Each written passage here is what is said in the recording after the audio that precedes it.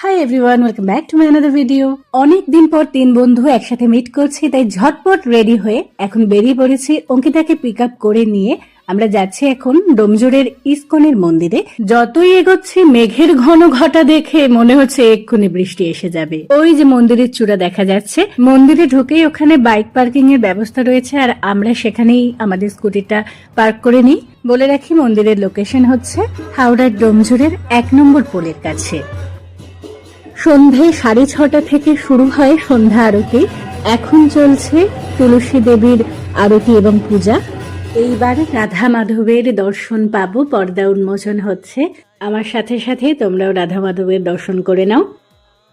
দুর্ভাগ্যবশত আমাদের সম্পূর্ণ আরতি না দেখেই বেরিয়ে যেতে হয়, কারণ পাপিয়া অনেকক্ষণ থেকে আমাদের জন্য অপেক্ষা করছে। এদিকে বৃষ্টি শুরু হয়ে গেছে।